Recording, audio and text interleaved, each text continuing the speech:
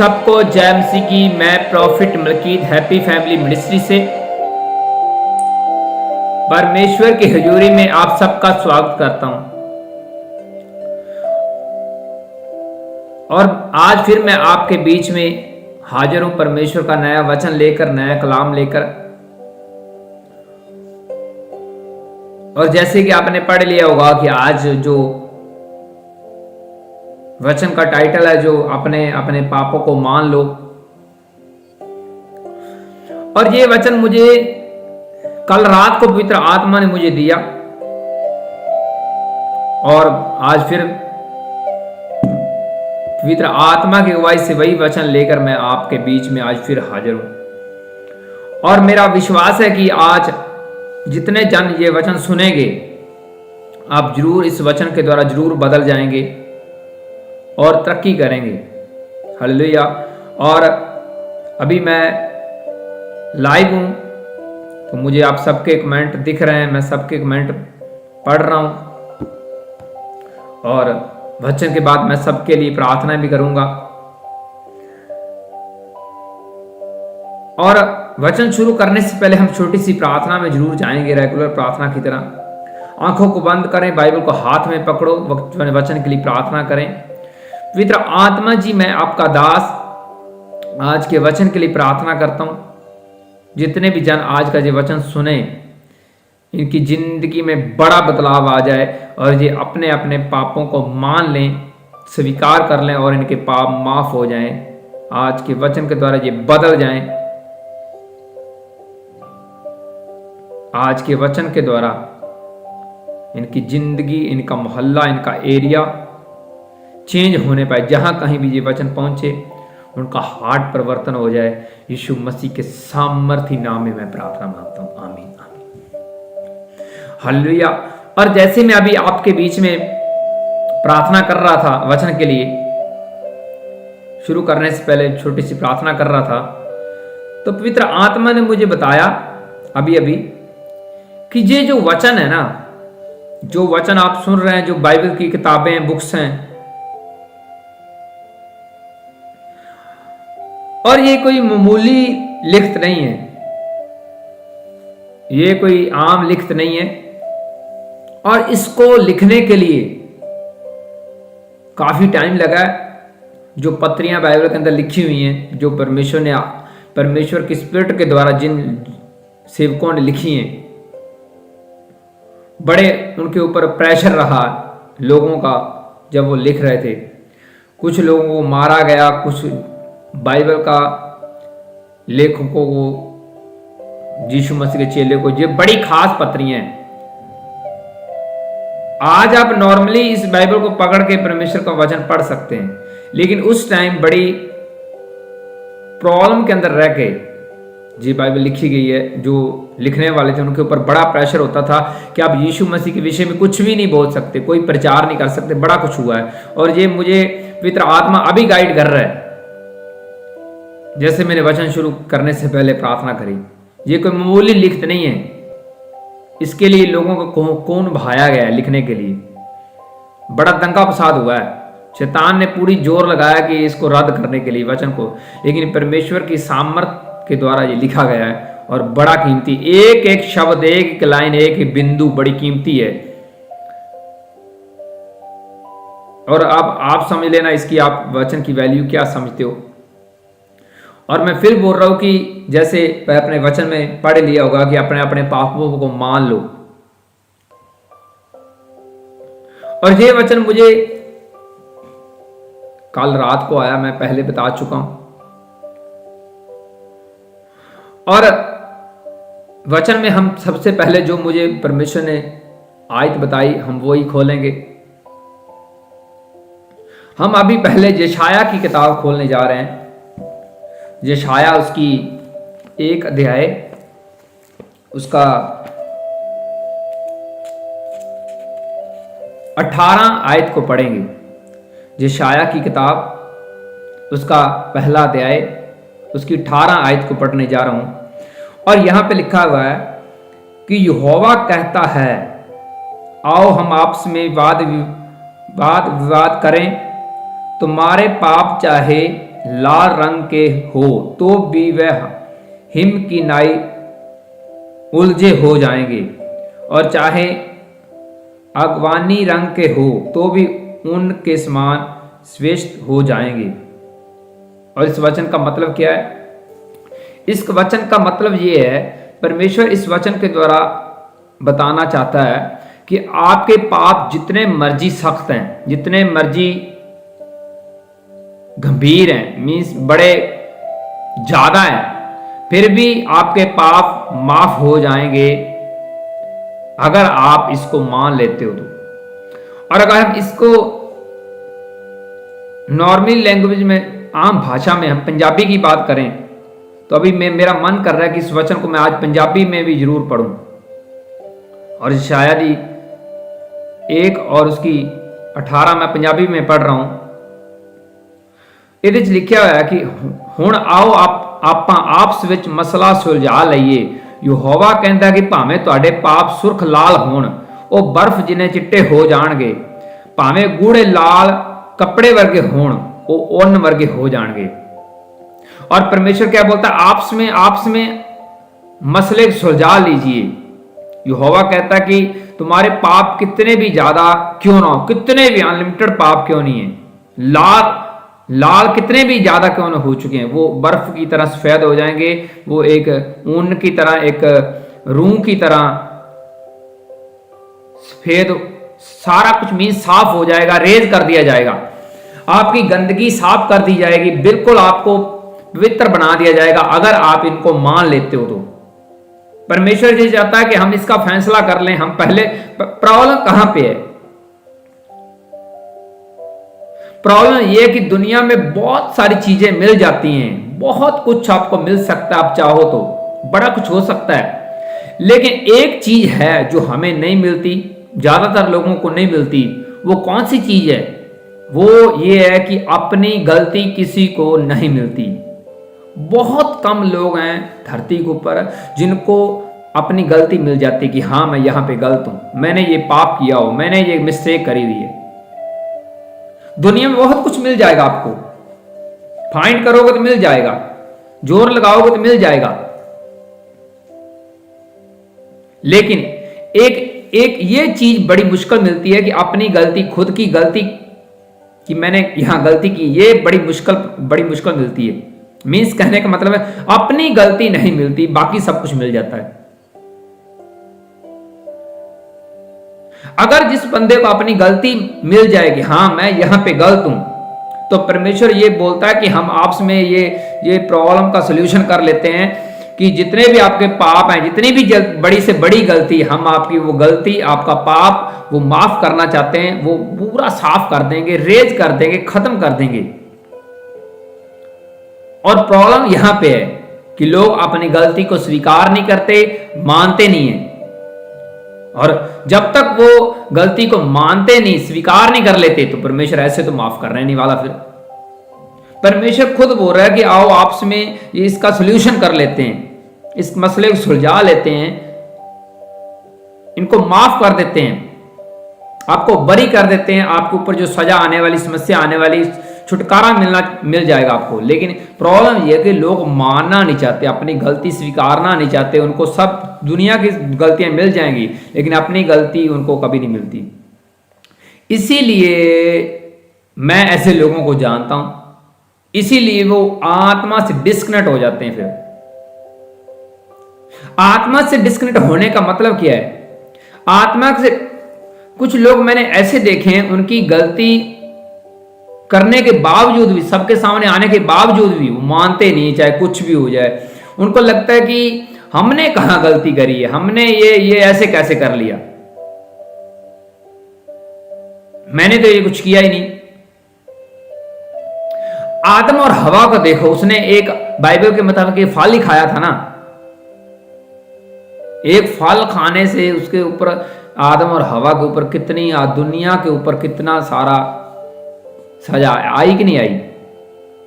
आज आपको कोई, आपको रोका जाए कि ये फल नहीं खाना, आप खा लो, तो आपको लगेगा अरे ये फल ही खाया था ना,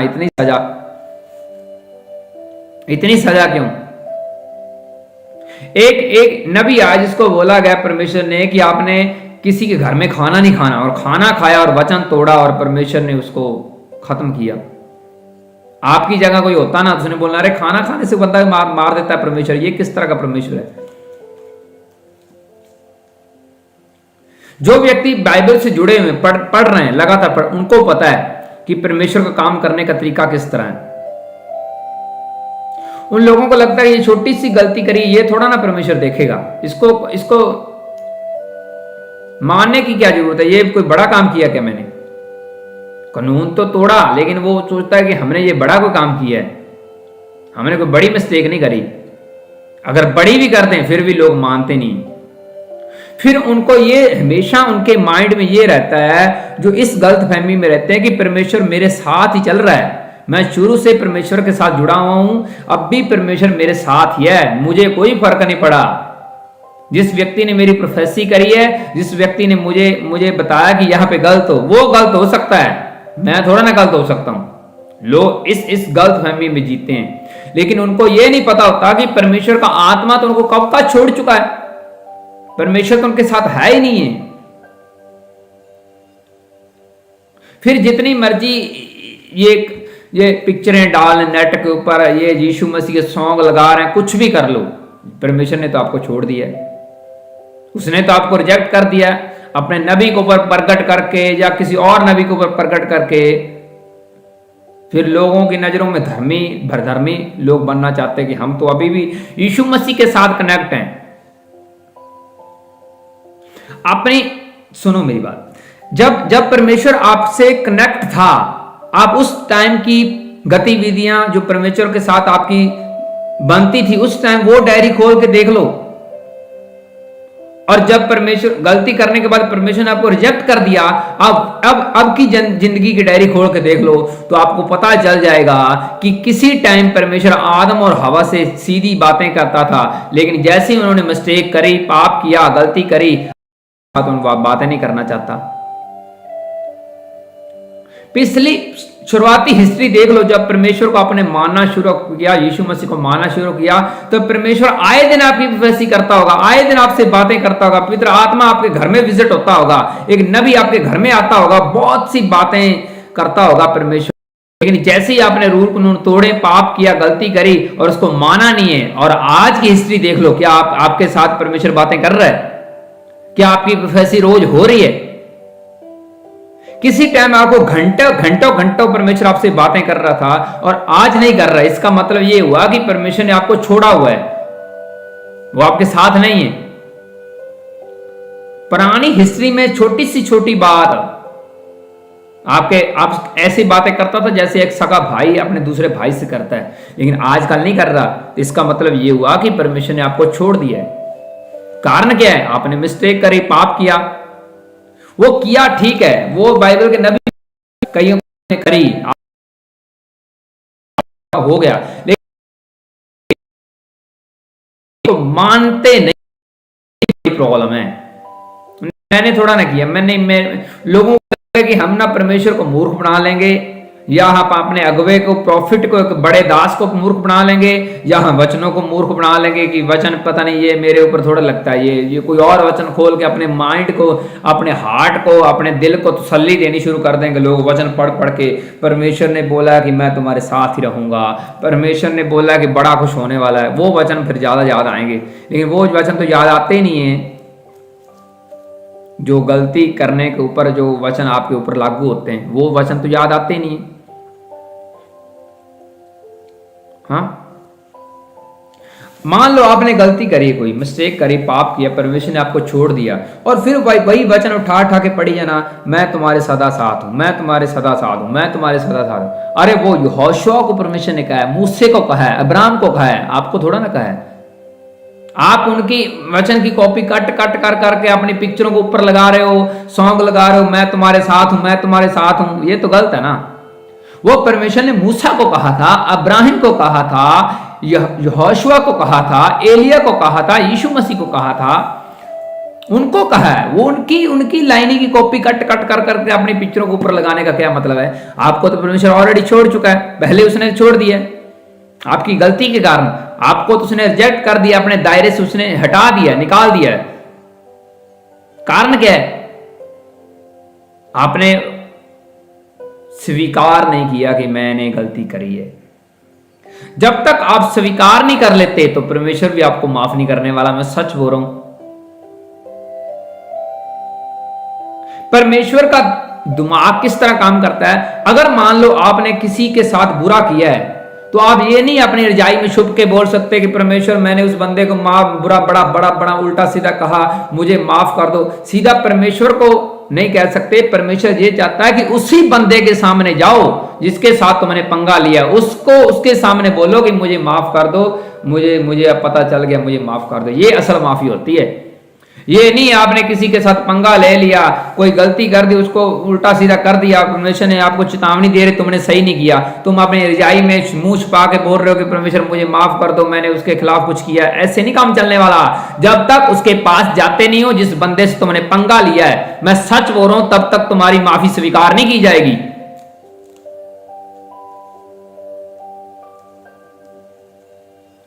आज लोग मेरे सामने भी आते हैं कि प्रॉफिट जी माफ कर दो। मैंने बोला मैं तो तुम्हें जानता नहीं हूं, कहां क्यों क्या तुमने गलती कौन सी करी है, कौन सी माफी मांग रहे हो? माफी की। और मैं उनको बोलता हूं मुझे दंडवत करने से अच्छा है कि तुम परमेश्वर के सामने पश्चाताप करो। मैंने तो आपको माफ कर दिया। अगर मैंने माफ कर दिया है तो तुम अब प्रार्थना करो परमेश्वर का, वो भी उसके सामने स्वीकार करो तुमने किया क्या है। कुछ लोग ना चुपके चुपके माफी मांगना चाहते हैं। उनको लगता है कि हाँ मैंने पाप किया, अंदर ही अंदर बैठे जाएंगे, परमेश्वर मुझे माफ कर दो, मैंने ये किया। लेकिन बाइबल क्या बोलती है? आइए हम पढ़ेंगे, बाइबल से जानेंगे कि बाइबल हमें क्या बोलती है, परमेश्वर हमें क्या बताना चाहता है वचन के द्वारा। और इसके विषय में मैं फिर पढ़ रहा हूं, याकूब की किताब 5 और उसकी 16 पढ़ने जा रहा हूं। मैं फिर बोल रहा हूं, याकूब की किताब 5 और उसका 16 पढ़ने जा रहा हूं। इसमें लिखा हुआ है कि इसलिए तुम आपस में एक दूसरे के सामने अपने अपने पापों को मान लो और एक दूसरे के लिए प्रार्थना करो। अपने अपने सामने मीन्स जिसके साथ तुमने पंगा लिया है या कुछ किया है उसके सामने स्वीकार कर लो कि मैंने आपकी कमर के पीछे ये आपके साथ ये गद्दारी की है, मैंने आपके साथ ये मिस्टेक करी आपके साथ। उसके सामने मानना है, अपने पापों को सामने मानना है। ये नहीं अंदर अंदर उसको पता नहीं है, अरे मैंने इनके घर से ना थोड़े दिन पहले चोरी करी थी कि परमेश्वर मुझे माफ कर दो। उसकी कमर के पीछे नहीं, उनको बता के मांगो माफी की, मैंने ये आपके साथ ये गद्दारी की, ये मिस्टेक की, समस्या मैंने खड़ी की है। उनके सामने अपने पापों को, अपनी गलतियों को मानना है, उस बंदे के साथ जो भी तुमने किया है। एक दूसरे के लिए प्रार्थना करे, वो आपके ऊपर ले हैंड करे, आप उसके लिए ले हैंड करो, या उसके लिए प्रार्थना करो, वो आपके लिए प्रार्थना करो। तब बाइबल बोलती है कि तुम चंगे हो जाओगे। चंगे होने का मतलब सब कुछ अच्छा अच्छा हो जाएगा। और धर्मी जन की प्रार्थना के प्रभाव से बहुत कुछ हो सकता है आगे, ये भी लिखा हुआ है। चुपके से नहीं मानना, शरेआम मानना है कि मैंने ये मिस्टेक करी है, मुझे इसकी माफी चाहिए। अंदर ही अंदर नहीं, रजाई में छुप के परमेश्वर मुझे माफ कर देना। परमेश्वर आपको वहां भेजना चाहता है जहां जिसके भी खिलाफ आपने काम किया उससे माफी मांगनी आपने, तब काम चलेगा, तब बात बनेगी। ऐसा सबकी जिंदगी में, ऐसा सबकी जिंदगी में होता है। कोई ना कोई, किसी ने चोरी, किसी ने ठगी, कुछ ना कुछ तो किया ही होता है। हाँ, कई साल बीत जाने के बाद भी अगर आपको आज भी याद आ गया है कि हाँ मैंने यहाँ पे ये कुछ गलत किया है, तो चले जाओ उसके घर में, बोल दो कि मुझे माफ कर दो, तुम मुझे माफ कर दोगे तब परमेश्वर ने तो मुझे माफ कर ही देना है। ये भी वचन कहता है। अगर उसने माफ नहीं किया तो फिर परमेश्वर भी आपको माफ नहीं करने वाला। पहले तो स्वीकार करना है। प्रॉब्लम यहां पे है, लोग गलती मानते नहीं है, मानते हैं तो स्वीकार नहीं करते, उनके सामने जाते नहीं है, तो फिर वो फंसे रहते हैं, परमेश्वर उनको माफ नहीं करता। यीशु मसीह को चेला पूछता है, प्रभु यीशु मसीह का चेला पूछता है कि मैं अपने भाई को कितनी बार, उसने 7 नहीं 70 बार। अब भाई आए ही ना माफी मांगने, तो फिर क्या करें उसका? वो और ही पंगे लेता रहे। आप हार्ट से माफ करी जाओ, लेकिन वो अपनी हरकतों से बाज ना आए तो फिर उसकी माफी नहीं होने वाली। इसलिए अपने अपने पापों को मान लो। जिसके साथ तुमने पंगा लिया, पाप किया, गलती करी, उसके पास जाके वो आपके लिए प्रार्थना कर दे, आप उसके लिए कर दो, तो फिर परमेश्वर बोलता है ठीक है, मैं ये मुकदमा टल गया आपका, आपको कोई सजा नहीं आने वाली। इसलिए जहां कहीं भी आपकी नहीं बनती ना, फटाफट जाके उससे ले हैंड करवा लो, कुछ भी कर लो, ले हैंड करवा लो कि मैंने आपके विरुद्ध बड़ा कुछ किया, मेरे ऊपर ले हैंड करो। हाँ, आपने नोट किया होगा हर महीने कि जब लास्ट रविवार मेरे चर्च के वॉलेंटियर मेरे लिए प्रार्थना करते हैं, मेरी सेवकाई के लिए प्रार्थना करते हैं, मिनिस्ट्री के लिए प्रार्थना करते हैं, सिर्फ ये उनका प्रेयर पॉइंट यही होता है, मेरे प्रॉफिट के लिए लास्ट संडे मेरे लिए प्रार्थना होती है और मैं उनके लिए करता हूं। हाँ, तो फिर ले हैंड होगी ना मेरी भी और उनकी भी। उन्होंने मेरे लिए करी, मैं उनके लिए प्रार्थना करी। जो कुछ था पिछले दिनों में, जो कुछ हुआ किया, वो सारा कुछ माफ हो जाता है। अगर हमने कोई वचन तोड़ के उनके खिलाफ कोई बोला है या उन्होंने मेरे खिलाफ बोला है, तो वो हमारी आपस में सहमति हो गई, हमने उनके लिए प्रार्थना कर दी, उन्होंने हमारे लिए। अब परमेश्वर को हमारे ऊपर कोई गुस्सा नहीं आने वाला। इस तरह चलता सिस्टम। हालेलुया।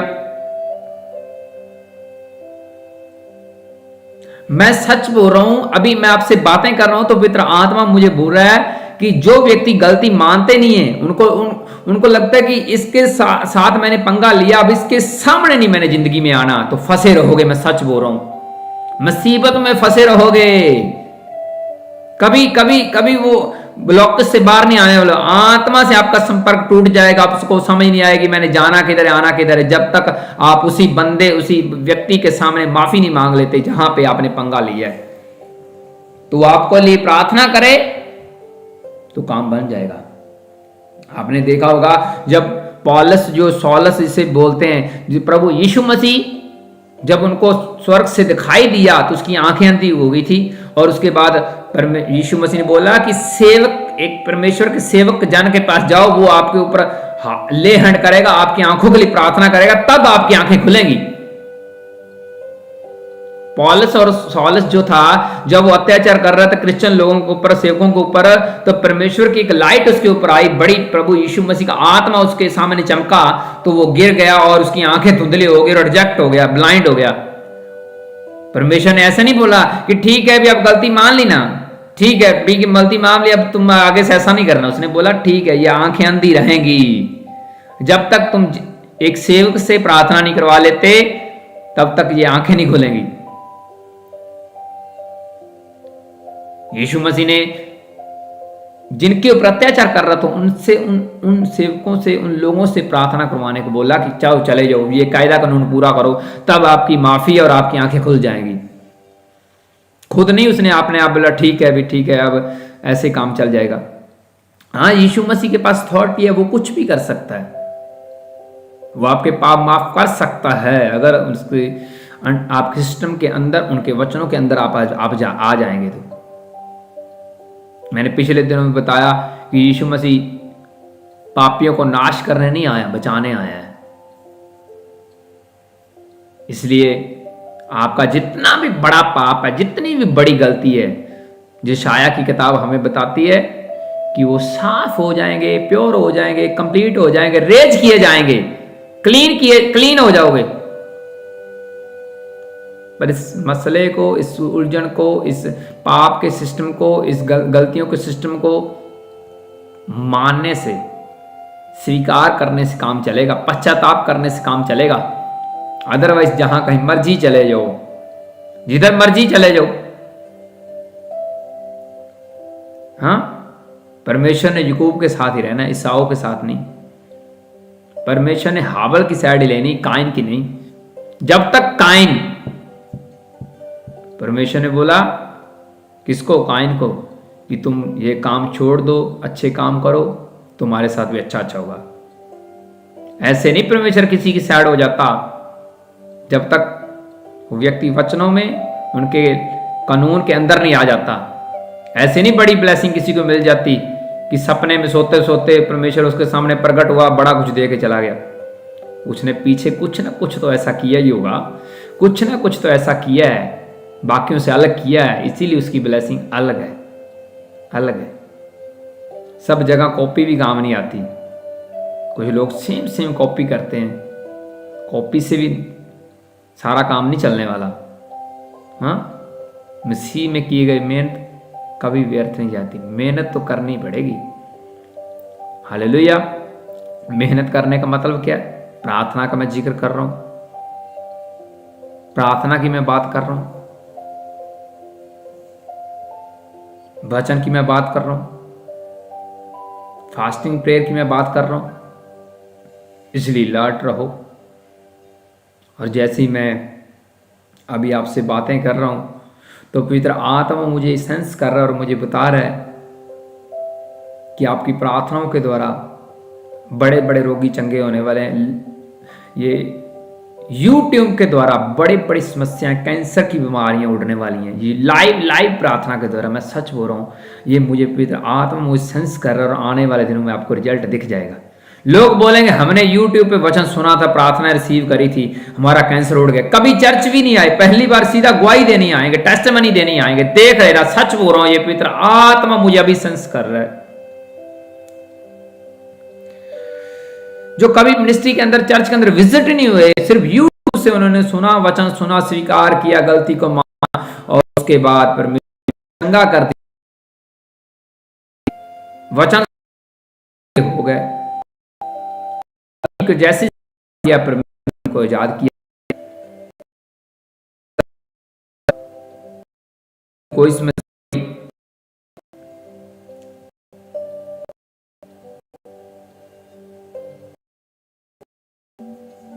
और पोटे आती मैं देख जी, आत्मा में देख रहा हूं रिपोर्टें नॉर्मल। इसलिए अलर्ट रहें। सबसे पहले अपने पाप, अपनी गलती को स्वीकार करना है। वचन की समझ आ गई तो जरूर ऐसा करेंगे। लेकिन एक बात और, जैसे मैंने पिछली बार भी काफी बार बता चुका हूं, कुछ बातें ऐसी होती हैं जो आप तक नहीं होता कि परमेश्वर के खिलाफ कौन सी गलती करी है। तो उसके लिए आप प्रार्थना कर सकते हैं कि परमेश्वर जितने भी आपकी नजर में पाप हैं उसकी मैं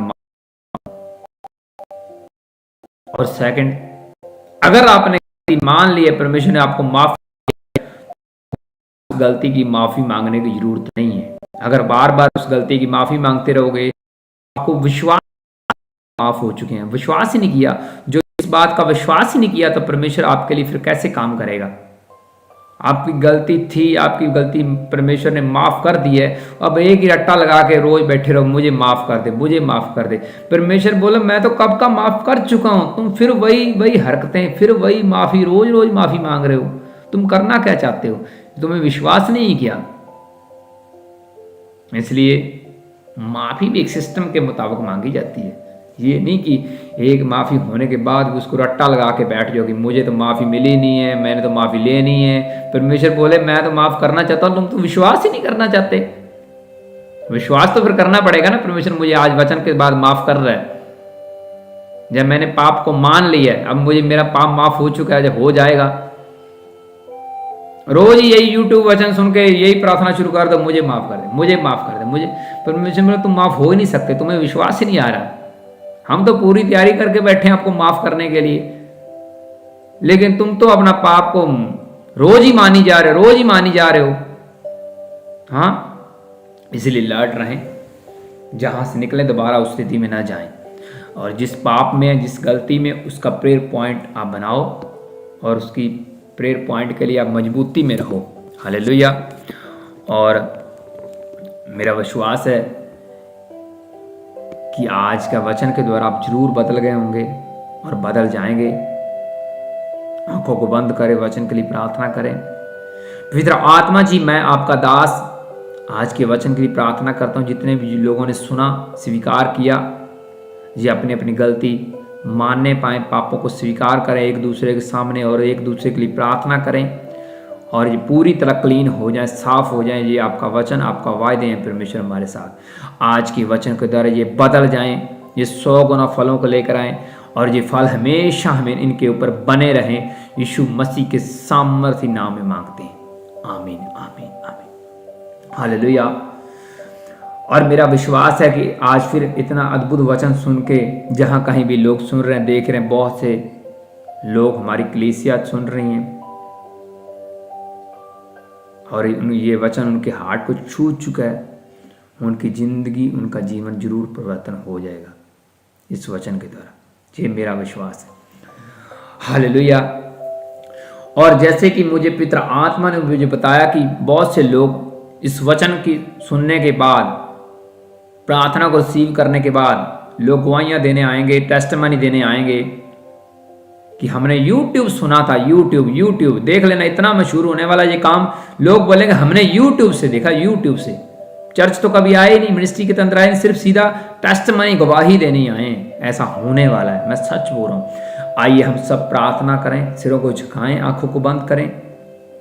पवित्र आत्मा जी, मैं आपका दास इन सब लोगों के लिए प्रार्थना कर रहा हूँ, जितने भी जन अभी कमेंट में मैसेज छोड़ रहे हैं, इनके लिए मेरी प्रार्थना है परमेश्वर। इनके डॉक्यूमेंट्स जितने भी लिखता है, इनके सब के ऊपर मैं ले हैंड करता हूँ। पवित्र आत्मा इनको छुओ और आजाद करो, इनकी परिस्थिति बदल जाए। दुष्ट आत्मा इनको छोड़ के जाते रही। मैं रसोले गैब होते देख रहा हूँ, कैंसर को जाते देख रहा हूँ यीशु मसीह के सामने, पत्थरियां को जाते देख रहा हूँ, हार्ट की समस्या रिपोर्टें नॉर्मल होती मैं देख रहा हूँ यीशु मसीह के सामर्थ्य नाम में। जबान खुले, कान खुले, आंखें खुले यीशु मसीह के सामर्थ्य नाम में। बुद्धि का वरदान इनको मिले यीशु मसीह के सामर्थ्य नाम में। और तरक्की करो यीशु मसीह के सामर्थ्य नाम, और ये ब्लेस हो जाएं और ब्लेस हो जाएं। जिस काम में हाथ डालें वो सफलता इनको मिले यीशु मसीह के सामर्थ्य नाम। इनकी बिग मिरेकल मनी होने पाए। एंजल इनकी मिरेकल मनी करो, एंजलो इनके घर में विजिट करो और मिरेकल मनी कर दो यीशु मसीह के सामर्थ्य नाम में। एंजलो इनको ऑयल अप्लाई करो, स्वर्ग से ऑयल लेके आओ, इनके घरों में अनलिमिटेड ब्लेसिंग दे के आओ यीशु मसीह के सामर्थ्य नाम में। दुष्ट आत्मा को एंजलो पकड़ो और निकालो यीशु मसीह के सामर्थ्य नाम में। पिता आत्मा की आग के द्वारा ये बरी हो जाए यीशु मसीह के सामर्थ्य। मैं बहुत से लेडीज, ऐसे बुजुर्ग लेडीज देख रहा हूं, उनकी आंखों से रोशनी वापस आ रही है, वो देखना शुरू कर रहे हैं यीशु मसीह के सामर्थ्य नाम। मैं एक सिस्टर देख रहा हूँ, उसके जीभ के अंदर बड़े बड़े छाले हो रहे हैं, छाले बड़े जख्म हो रहे हैं और वो साफ हो रहे हैं यीशु मसीह के सामर्थ्य नाम में। तलाक स्थिति को तोड़ देता हूँ, शैतान के सारे हथियार तोड़ देता हूँ यीशु मसीह के सामर्थ्य। बच्चों की ब्लेसिंग इनको मिले यीशु मसीह के सामर्थ्य। रुके काम होने पाए यीशु मसीह के सामर्थ्य नाम में, और बड़े मिरेकल इनकी जिंदगी में होने पाए यीशु मसीह के सामर्थ्य नाम में। आत्मा इनको छुए और भन के हार के घर के सबके हालात बदले और आजाद हो जाए यीशु मसीह। इनका टाइम गुड आ जाए यीशु मसीह के सामर्थ्य नाम में। इनका एरिया मोहल्ला परिवर्तन हो जाए यीशु मसीह के सामर्थ्य नाम में। ये ब्लेस हो जाए, ये आशीषित हो जाए,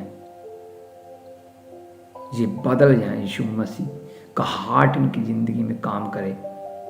मैं ऐसा एक बच्चा देख रहा हूँ आत्मा में, उसको ब्लड की समस्या और परमेश्वर का आत्मा अभी उसको शूर और ब्लड की जितनी भी समस्या उसकी बॉडी से उनको छोड़ के जा रही है।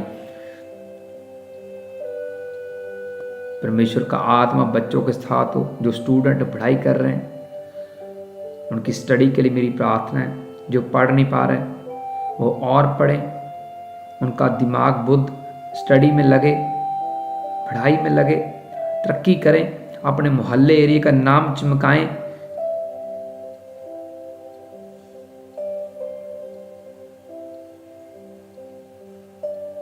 बहुत सी दुष्ट आत्मा मैं निकलती देख रहा हूं यीशु मसीह के सामर्थ्य नाम में। हाथों के ऊपर मैं एक पसीना सा आता देख रहा हूं, ऐसे वाटर की तरह पसीना आ रहा है। ये शैतान के काम है। वो दुष्ट आत्मा आपकी बॉडी से चिल्ला के छोड़ के जा रही हैं, वो पूरी बॉडी गर्म हो रही। मैं ऐसी लेडीज देख रहा हूँ, वो आजाद हो रहे हैं यीशु मसीह के सामर्थ्य नाम में। जहाँ कहीं भी ये प्रेयर सुन रहे हैं अब चंगे हो रहे हैं और आप फ्री हैं यीशु मसीह के सामर्थ्य नाम में। आपके घरों में सुख शांति सदा बनी रहे, परमेश्वर का आत्मा आपके साथ हो और कोई भी समस्या कोई भी दुर्घटना आपके साथ होने न पाए यीशु मसीह के सामर्थ्य नाम में मेरी प्रार्थना है। आमीन आमीन आमीन, हालेलुया। और फिलहाल मेरा अभी जाने का टाइम हो चुका है। आप विश्वास करो वचन के द्वारा आप जरूर बदल गए, प्रार्थना के द्वारा आप चंगे हो चुके हैं। और फिर मिलेंगे नेक्स्ट मीटिंग में संडे को, रविवार, नए प्रोफेसी के साथ, नए वचन के साथ, नए चिन्ह चमत्कारों के साथ और नई गुड न्यूज़ के साथ, एक बड़ी गुड न्यूज़ के साथ। तब तक आप सभी को जय मसीह की। God bless you, bye bye, take care.